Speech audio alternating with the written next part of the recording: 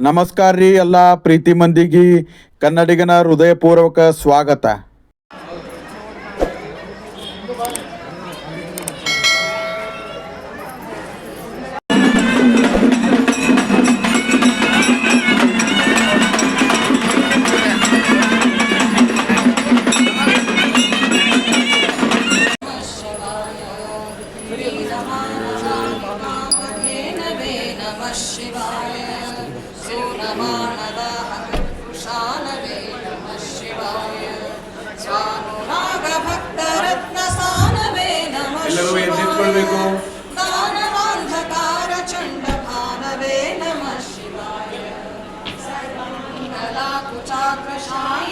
नमः शिवाय सर्वदेवता गणातिशाय श्री विधुशेखर भारती महास्वामिनांच्या चरणारविंदयोः साष्टांग प्रणामान् समर्पयामि. यो वेदादोस्वरप्रोक्तो वेदान्ते च प्रतिष्ठितः तस्य प्रकृतिलीनस्य परस्य महेश्वरः.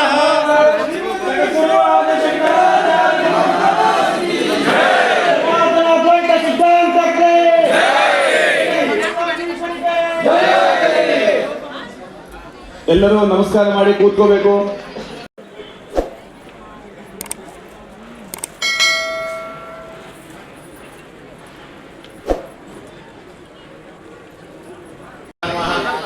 स्नानं समर्पयामि. स्नानानन्तरम् आचमनीयं समर्पयामि. श्रीमदाचार्य चरणारविन्दाभ्यां नमः. वस्त्राभ्यक्षतां समर्पयामि. उपवीताभ्यक्षतां समर्पयामि. आभरणार्थं श्रुतिस्मृतिपुराणानाम् आलयं करुणालयं नमामि भगवत्पादशङ्करं लोकशङ्करं. ಜಗದ್ಗುರು ಶ್ರೀ ಶಂಕರ ಭಗವತ್ಪಾದಾಚಾರ್ಯರು ನಮ್ಮ ಸನಾತನ ಹಿಂದೂ ಧರ್ಮವನ್ನು ಉದ್ಧಾರ ಮಾಡಿ ಎಲ್ಲರಿಗೂ ಸನ್ಮಾರ್ಗವನ್ನು ಉಪದೇಶ ಮಾಡಿದಂತಹ ಮಹಾಪುರುಷರು. ಇವತ್ತಿನ ದಿವಸ ನಮ್ಮ ಧರ್ಮವು ಶಂಕರಾಚಾರ್ಯರ ಅವತಾರವಾದ ನಂತರವೂ ಇಷ್ಟು ಶತಮಾನಗಳಲ್ಲಿ 12 ಶತಮಾನಗಳಲ್ಲಿ 1200 ವರ್ಷಗಳಾದರೂ ಈ 12 ಶತಮಾನಗಳಲ್ಲಿ ಅನೇಕ ವಿಧವಾದಂತಹ ಆಕ್ರಮಣಗಳನ್ನು ನೋಡ್ತಾ ಇದ್ದರು. ಇವತ್ತಿಗೂ ಈ ಧರ್ಮ ಅನ್ನೋದು ಇಷ್ಟು ದೃಢವಾಗಿ ನಿಂತಿದೆ ಅಂತಂದರೆ ಅದಕ್ಕೆ ಶಂಕರ ಭಗವತ್ಪಾದಾಚಾರ್ಯರು ಮಾಡಿದಂತಹ ಧರ್ಮ ಸಂಸ್ಥಾಪನೆ ಅನ್ನುವುದು ಕಾರಣ. ಅಷ್ಟು ದೃಢವಾಗಿ ಅವರು ಈ ಧರ್ಮವನ್ನು ಸಂಸ್ಥಾಪನೆ ಮಾಡಿದ್ದಾರೆ. ಆದ್ದರಿಂದಲೇ ಎಷ್ಟು ಜನ ಎಷ್ಟು ವಿಧವಾಗಿ ಪ್ರಯತ್ನ ಮಾಡಿದರೂ ಇವತ್ತಿಗೂ ಈ ಒಂದು ಧರ್ಮ ಅನ್ನೋದು ಇಷ್ಟು ದೃಢವಾಗಿ ನಿಂತಿದೆ ಅಂತ ತುಂಬ ಜನರಿಗೆ ಪ್ರಶ್ನೆ ಬರುತ್ತೆ. ಆದರೆ ನಮ್ಮ ಅನೇಕ ವಿಧವಾದಂತಹ ಶಾಸ್ತ್ರ ವಿಚಾರಗಳಲ್ಲಿ ಒಂದು ವಿಚಾರ ಏನಿದೆ ಅಂತಂದರೆ, ಅಂದರೆ ಒಂದು ಉದಾಹರಣೆ ಹೇಳ್ತಾ ಇರ್ಬೋದು.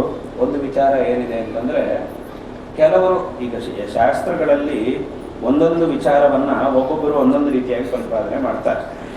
ಒಬ್ಬೊಬ್ಬರು ಒಂದೊಂದು ಅವರವರ ಯುಕ್ತಿಗಳು ಅವರವರ ವಿಚಾರ ಪ್ರಮಾಣಗಳಿಗೆ ಅನುಸಾರವಾಗಿ ಒಬ್ಬೊಬ್ಬರು ಒಂದೊಂದು ರೀತಿಯಾಗಿ ಪ್ರತಿಪಾದನೆ ಮಾಡ್ತಾರೆ. ಈ ರೀತಿಯಾಗಿ ಒಂದೊಂದು ವಿಚಾರವನ್ನು ಬೇರೆ ಬೇರೆ ರೀತಿಯಾಗಿ ಪ್ರತಿಪಾದನೆ ಮಾಡುವವರಲ್ಲಿ ಒಂದು ಪಕ್ಷ ಏನಿದೆ ಅಂತ ಕೇಳಿದ್ರೆ, ಸ್ವಪ್ನ ಅಂದರೆ ಕನಸು. ಈ ಕನಸು ಅನ್ನೋದೇನಿದೆಯೋ ಅದನ್ನು ಎಲ್ಲರೂ ಸಹ ಅವರವರ ದರ್ಶನಗಳಲ್ಲಿ ಅವರವರ ಶಾಸ್ತ್ರಗಳಲ್ಲಿ ಪ್ರತಿಪಾದನೆ ಮಾಡಿದ್ದಾರೆ, ಒಂದು ಪ್ರಕ್ರಿಯಾನುಸಾರವಾಗಿ ಪ್ರತಿಪಾದನೆ ಮಾಡಿದ್ದಾರೆ. ಅದರಲ್ಲಿ ಇದನ್ನು ಪ್ರತಿಪಾದನೆ ಮಾಡುವವರಲ್ಲಿ ಒಂದು ಪಕ್ಷ ಏನಿದೆ ಅಂತಂದರೆ, ಈ ಸ್ವಪ್ನ ಅನ್ನೋದು ಸತ್ಯ, ಕನಸಲ್ಲಿ ನಾವೇನು ನೋಡ್ತೀವೋ ಅದು ಸತ್ಯ ಅಂತ ಹೇಳುವವರಿದ್ದಾರೆ. ಇದೊಂದು ಪಕ್ಷ. ಹೇಗೆ ಜಗತ್ತು ಅನ್ನೋದು ಸುಳ್ಳು ಅಂತ ಇದು ಮಿಥ್ಯಾ ಅಂತ ಹೇಳಿದ ತಕ್ಷಣ ಇದು ಹೆಂಗೆ ಸರಿ ಅಂತ ನಮಗೆ ಪ್ರಶ್ನೆ ಬರುತ್ತೋ, ಅದೇ ರೀತಿ ಈ ಸ್ವಪ್ನ ಅನ್ನೋದು ಸತ್ಯ ಅಂತ ಹೇಳುವವರು ಇರ್ತಾರೆ. ಆ ಥರ ಹೇಳುವ ಪಕ್ಷವೂ ಒಂದಿದೆ, ಹಾಗೂ ಪ್ರತಿಪಾದನೆ ಮಾಡುವವರು ಇದ್ದಾರೆ. ಆದರೆ ಅಂದರೆ ಈಗ ಅವರು ಆ ಥರ ಹೇಳಿದ ತಕ್ಷಣವೇ ನಾವು ಅದರ ಮೇಲೆ ಈಗ ಆ ಥರ ಹೇಳುವವರು ಯಾರಿದ್ದಾರೋ ಅವ್ರಿಗೇನು ಬುದ್ಧಿ ಇಲ್ಲ ಅಂತ ಹೇಳೋಕ್ಕಾಗೋದಿಲ್ಲ. ಬುದ್ಧಿ ಇರುವವರೇ, ದೊಡ್ಡ ದೊಡ್ಡ ಗ್ರಂಥಗಳೆಲ್ಲ ಅಧ್ಯಯನ ಮಾಡತಕ್ಕಂಥವರೇ, ಅಂತಹ ಒಂದು ಸಿದ್ಧಾಂತದಲ್ಲೇ ಅಂತಹ ಒಂದು ವಿಚಾರಗಳನ್ನು ಹೇಳುವವರೇ ಸ್ವಪ್ನ ಅನ್ನೋದು ಸತ್ಯ ಅಲ್ಲ ಅಂತ ಎಲ್ಲರಿಗೂ ಗೊತ್ತಿದೆ. ಅವನೇನು ಅದಕ್ಕಾಗಿ ತುಂಬ ಓದಿರಬೇಕು ಅಂತೇನಿಲ್ಲ. ಕನಸು ಅನ್ನೋದು ಸತ್ಯ ಅಲ್ಲ, ಅದನ್ನು ನಾವೇನೇನು ನೋಡ್ತೀವೋ ಅದು ಸತ್ಯ ಅಲ್ಲ ಅಂತ ಸಾಮಾನ್ಯ ಜನರಿಗೂ ಗೊತ್ತಿದೆ. ಅಂಥದ್ದು ತುಂಬ ಓದಿದಂಥವರು ಅವರಲ್ಲಿ ಒಬ್ಬರು ಒಂದು ಪಕ್ಷವನ್ನು ಈ ಥರ ಹೇಳ್ತಾ ಇದ್ದಾರೆ, ಸ್ವಪ್ನವನ್ನು ಸತ್ಯ ಅಂತ ಹೇಳ್ತಾ ಇದ್ದಾರೆ ಅಂತಂದರೆ ಏನರ್ಥ? ಅದರ ಹಿಂದೆ ಏನೋ ಒಂದು ಪ್ರಕ್ರಿಯೆ ಇದೆ, ಅವರದೇ ಆಗಿರುವಂತಹ ಏನೋ ಒಂದು ಪ್ರಕ್ರಿಯೆಯನ್ನು ಅವರ ಮನಸ್ಸಿನಲ್ಲಿ ಇಟ್ಟುಕೊಂಡು ಸ್ವಪ್ನವನ್ನು ಸತ್ಯ ಅಂತ ಹೇಳ್ತಾ ಇದ್ದಾರೆ. ಈಗ ಅವರು ಆ ಥರ ಹೇಳಿದ ತಕ್ಷಣ ನಾವು ಏನ್ರಿ ಸ್ವಪ್ನ ಸತ್ಯನಾ? ಹಾಗಿದ್ರೆ ಒಂದು ಕೆಲಸ ಮಾಡಿ, ನಿನ್ನೆ ರಾತ್ರಿ ನನಗೆ ನಿಮಗೆ ಸ್ವಪ್ನದಲ್ಲಿ 50,000 ರೂಪಾಯಿ ಕೊಟ್ಟಂಗೆ ಸ್ವಪ್ನ ಬಂತು, ಅದು ಸತ್ಯ, ನಿಮ್ಮ ಪ್ರಕಾರ ಅದು ಸತ್ಯ ಅಲ್ವಾ? 50,000 ರೂಪಾಯಿ ನಾನು ನಿಮ್ಗೆ ಕೊಟ್ಟಿದ್ದೀನಿ ಕನಸಲ್ಲಿ, ಅದು ನಿಮಗೆ ಸತ್ಯ ತಾನೇ ನಿಮ್ಮ ಲೆಕ್ಕದಲ್ಲಿ, ನಿಮ್ಮ ಸಿದ್ಧಾಂತದಲ್ಲಿ? ಹಾಗಿದ್ದರೆ ಇವತ್ತಿನ ದಿವಸ ಪುನಃ ನನಗೆ ಅದನ್ನು ವಾಪಸ್ ಕೊಡಿ. ಅಲ್ರಿ ಸ್ವಪ್ನದಲ್ಲಿ ಕೊಟ್ಟಿದ್ದು ತಾನೇ, ಅದು ಇವಾಗ ಏನು ಕೊಡ್ಲಿಕ್ಕಾಗುತ್ತೆ ಅಂತಂದರೆ, ಸ್ವಪ್ನದಲ್ಲಿ ಕೊಟ್ಟರು ಈಗ ಕೊಟ್ಟರು ಅದು ಸತ್ಯ ಒಂದೇ ಥರ ತಾನೆ.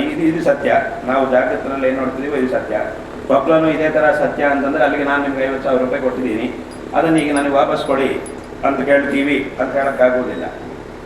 ಯಾಕೆ ಅಂತಂದರೆ ಸ್ವಪ್ನವನ್ನು ಸತ್ಯ ಅಂತ ಹೇಳಿದ್ದಾರೆ ಹೌದು, ಆದರೆ ಏನೋ ಒಂದು ಅಭಿಪ್ರಾಯ ಹಾಗಂತ ಹೇಳಿ ಅವರೇನು ಏನು ಬರದೇ ಇರುವವರೇನಲ್ಲ. ಆದರೂ ಒಂದು ಪಕ್ಷವನ್ನು ಆ ಥರ ಅವರು ತಮ್ಮ ಪ್ರಮಾಣಗಳು ಇತ್ಯಾದಿಗಳಿಗೆ ಅನುಸಾರವಾಗಿ ಈ ರೀತಿಯಾಗಿ ಒಂದು ಪ್ರತಿಪಾದನೆಯನ್ನು ಮಾಡ್ತಾ ಇದ್ದಾರೆ ಅಂತಂದರೆ ಏನೋ ಒಂದು ಪ್ರಕ್ರಿಯೆಯನ್ನು ಅವರ ಮನಸ್ಸಿನಲ್ಲಿ ಇಟ್ಟುಕೊಂಡು ಒಂದು ಪ್ರಕ್ರಿಯೆಯನ್ನು ಯಾವುದೋ ಪ್ರಮಾಣವನ್ನು, ಅದು ಸರಿನಾ ತಪ್ಪ ಅನ್ನೋದು ಅದು ಆಮೇಲಿನ ವಿಚಾರ. ಅದು ಹೌದಾ ವಾಸ್ತವವಾಗಿ ಹಾಗೆ ಹೇಳ್ಬೋದಾ, ಆ ಪ್ರಕ್ರಿಯೆ ಸರಿ ಇದೆಯಾ ಇಲ್ವಾ ಅನ್ನೋದೆಲ್ಲ ಆಮೇಲಿನ ವಿಚಾರ, ಅದು ಬೇರೆ ವಿಷಯ. ಆದರೆ ಈ ಥರ ಹೇಳ್ತಾ ಇದ್ದಾರೆ ಅಂತಾದಾಗ ಅದರ ಹಿಂದೆ ಏನೋ ಒಂದು ಪ್ರಕ್ರಿಯೆ ಇದೆ ಅಂತ ಅರ್ಥ. ಆ ಪ್ರಕ್ರಿಯೆಯನ್ನು ಅವರಿಗೆ ಮಾತ್ರವೇ ಆ ಪ್ರಕ್ರಿಯೆ ಅವರಿಗೆ ಮಾತ್ರವೇ ಸೇರಿದ್ದ, ಅಥವಾ ಎಲ್ಲರೂ ಒಪ್ಪಿಕೊಳ್ಳಬಹುದಾದ ಒಂದು ಪ್ರಕ್ರಿಯೆ ಆಗಿದೆಯಾ, ಅಥವಾ ಅವರೇ ಸೃಷ್ಟಿ ಮಾಡಿಕೊಂಡಿರುವ ಪ್ರಕ್ರಿಯೆನ ಅನ್ನೋದು ಅದು ಬೇರೆ ವಿಚಾರ, ಅದು ಇನ್ನೊಂದು ವಿಚಾರ. ಆದರೆ ಒಂದು ವಿಚಾರವನ್ನು ಈ ರೀತಿಯಾಗಿ ಹೇಳಿದಾಗ, ಒಂದು ತತ್ವವನ್ನು ಈ ರೀತಿಯಾಗಿ ಹೇಳಿದಾಗ, ಅದರ ಮೇಲೆ ನಮಗೆ ಪ್ರಶ್ನೆಗಳು ಬಂದಾಗ, ಆ ಹೇಳ್ತಿರುವವರು ಸಾಮಾನ್ಯದವರಲ್ಲ ಅಂತಾದಾಗ ಅವರು ಹೇಳಿದ್ದು ನಮಗೆ ವಿರುದ್ಧವಾಗಿ ಕಾಣಿಸ್ತು ಅಂತಂದರೆ ತಕ್ಷಣ ಅದನ್ನು ಆಕ್ಷೇಪ ಮಾಡಿ ಇದೇನು ಸರಿ ಇಲ್ಲ ಅಂತ ನಾವು ಹೇಳಬಾರ್ದು. ಅದು ಏನು, ಯಾಕೆ ಈ ಥರ ಹೇಳ್ತಾ ಇದ್ದಾರೆ, ಏನು ಪ್ರಕ್ರಿಯೆಯನ್ನು ಮನಸ್ಸಿನಲ್ಲಿ ಇಟ್ಕೊಂಡು ಈ ಥರ ಹೇಳ್ತಾ ಇದ್ದಾರೆ ಅನ್ನೋದನ್ನು ನಾವು ವಿಚಾರ ಮಾಡಿ ಆಳವಾಗಿ ತಿಳ್ಕೊಳ್ಳಬೇಕು.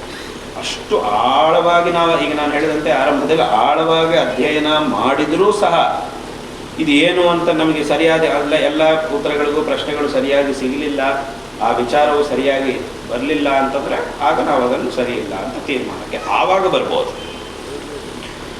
ಹಾಗಾಗಿ ಹೇಗೆ ಈ ಜಗತ್ತು ಅನ್ನೋದು ಮಿಥ್ಯಾ ಅಂತ ಹೇಳಿದಾಗ ಹೇಗೆ ತಕ್ಷಣ ನಮಗೆ ಪ್ರಶ್ನೆ ಬರುತ್ತೋ, ಸ್ವಪ್ನವು ಸತ್ಯ ಅಂತ ಹೇಳಿದಾಗಲೂ ಇದೇ ಥರ ಪ್ರಶ್ನೆ ಬರಬೇಕು.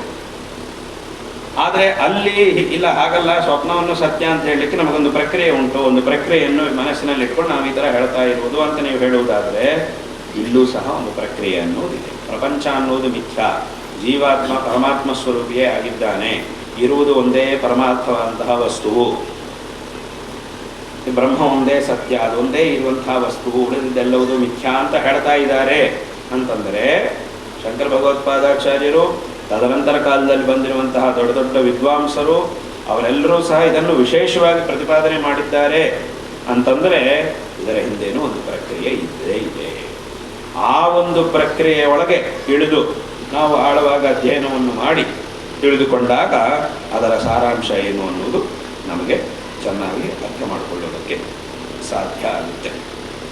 ಆದ್ದರಿಂದ ಸುಮ್ಮನೆ ಇದನ್ನು ಕೇಳಿದ ತಕ್ಷಣವೇ ಇದು ಸರಿ ಇಲ್ಲ, ಇದು ಯಾಕೆ, ಅದು ಹೇಗೆ, ಹೀಗೆ ಅಂತ ಹೇಳುವುದು, ಮೊದಲು ನಾವು ಸರಿಯಾಗಿ ಅರ್ಥ ಮಾಡ್ಕೊಳ್ಳೋದೆ ಇದು ಸರಿ ಇಲ್ಲ ಅಂತ ಹೇಳುವುದು, ಇನ್ನೊಂದು 4 ಜನರಿಗೆ ಅದನ್ನೇ ಹೇಳುವುದು, ಇದು ಹೇಗೆ ಸಾಧ್ಯ, ಅದ್ವೈತ ಸಿದ್ಧಾಂತ ಸರಿ ಇಲ್ಲ, ಇದು ಹೆಂಗೆ ಸಾಧ್ಯ ಅಂತ ನಾವು ತಪ್ಪಾಗಿ ತಿಳ್ಕೊಳ್ಳೋದು. ಆ ಪ್ರಕ್ರಿಯೆ ಒಳಗೆ ಹೋಗದೇನೆ ಸುಮ್ಮನೆ ಮೇಲ್ನೋಟಕ್ಕೆ ಏನೋ ಒಂದಿಷ್ಟು ನೋಡಿಬಿಟ್ಟು ಇದು ಸರಿ ಇಲ್ಲ ಅಂತ ಹೇಳೋದು, ಇದನ್ನೇ ಇನ್ನೊಂದು 4 ಜನರೇ ಪಾಪ ಇನ್ನೊಬ್ಬರು 4 ಜನರು ಅಂಥವರು, ಅವ್ರಿಗೆ ಅದು ಗೊತ್ತಿಲ್ಲ, ಇದು ಗೊತ್ತಿಲ್ಲ, ಏನೂ ಗೊತ್ತಿಲ್ಲ, ಆ ಥರದವ್ರ ಹತ್ರ ಹೋಗಿ ಇದೇನು ಸರಿ ಇಲ್ಲ ಅಂಥೇಳಿ ಅವರಿಗೆ ಹೇಳಿಕೊಳ್ಳುವುದು, ಹಿಂಗಿದ್ದೆಲ್ಲ ಮಾಡಿದರೆ ಅದು ಸರಿಯಾಗುವುದಿಲ್ಲ.